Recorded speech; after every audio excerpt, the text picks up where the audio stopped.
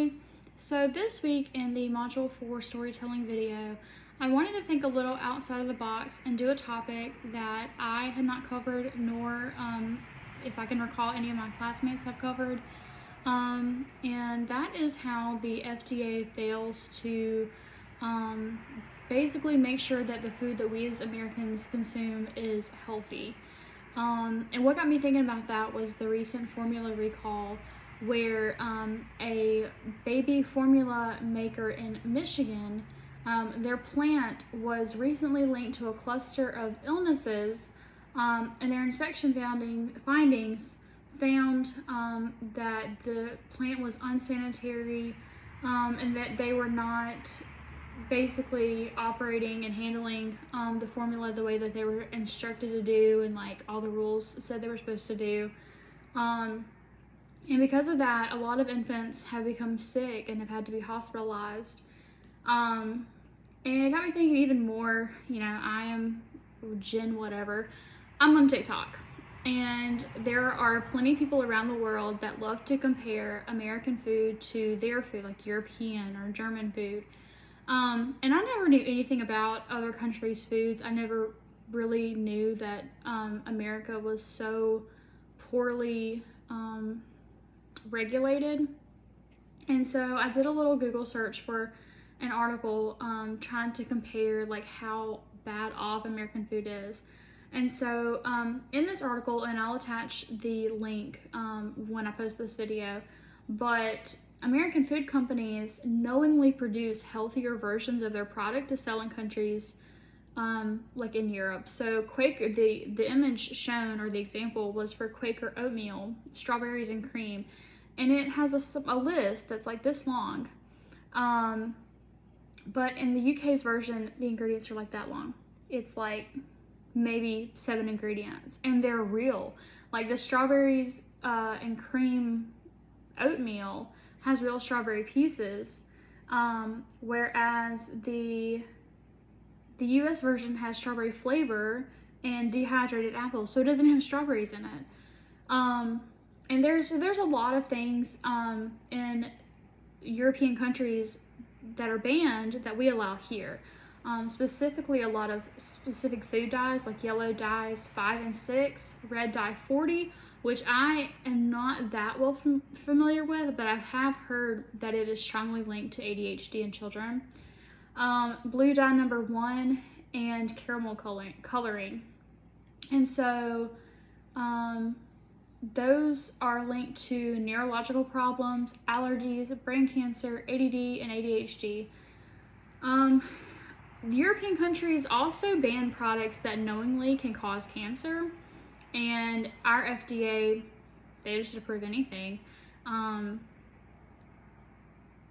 Like there are added flavors, added preservatives, added colorings, and all of these things are not natural to our bodies, and it's making us sick. And so, while this may seem a little off topic for a social work class, I did feel like it's a problem because American children do consume a lot of processed foods and a lot of processed sugary drinks and things like that.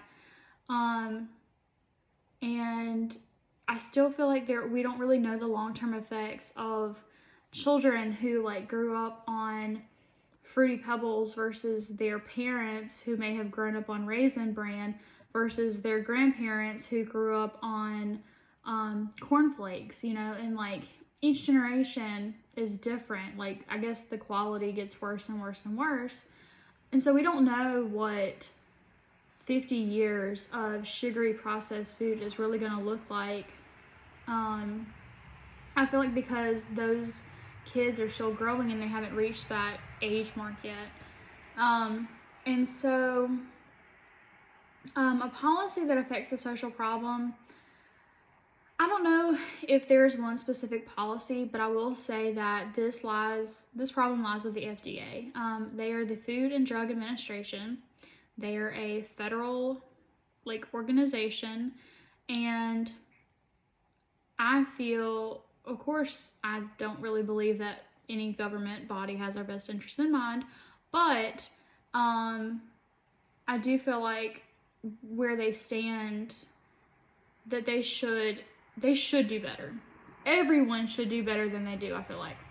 But when you have companies like Kellogg or Quaker or whoever, where they knowingly produce a product differently for another country because they have to meet stricter requirements, then I also have to ask myself, why isn't anybody holding those same companies accountable here in the United States and making them just produce the same product here so that our children here can grow up to be healthy? You know, why do we intentionally basically poison our children when European countries have better quality and better options?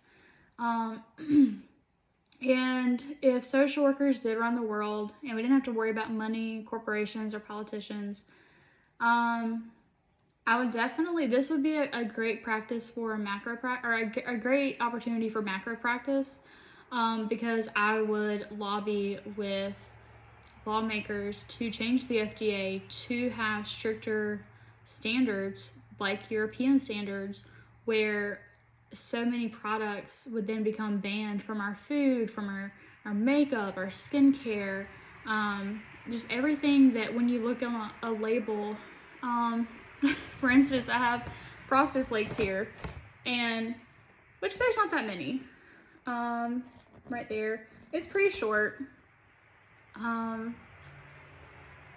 Actually, it's very short. It's milled corn, sugar, malt flavor, and contains 2% or less of salt.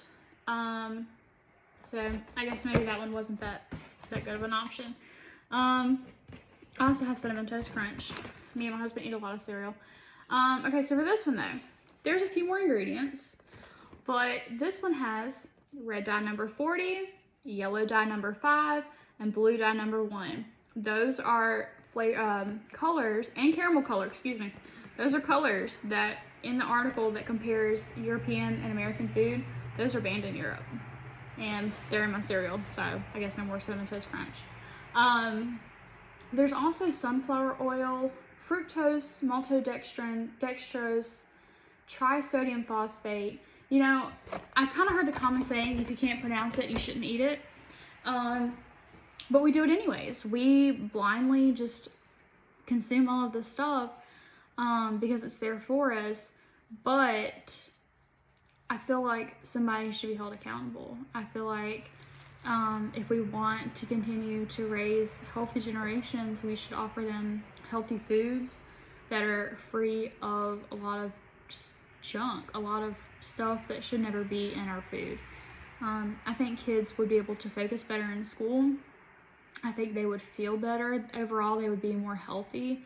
You know, we wouldn't have as many ADHD problems, and we wouldn't have as many diabetes cases and obesity cases, because there just is that less amount of junk going in our bodies. Again, as a social worker, if the sky was the limit, I would definitely work with lawmakers to change that,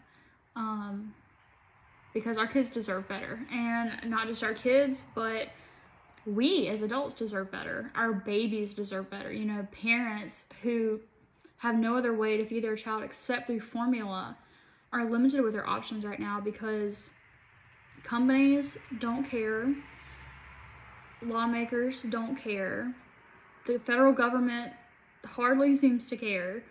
And so, you know, parents are left scrambling and they're hopeless because unfortunately there's not enough breast milk to go around, and there's not many other options for infants who can't yet eat food. So I know this was a little bit of a different video. I was trying to find something that was a problem but was also not like a common problem. So I hope you guys enjoyed.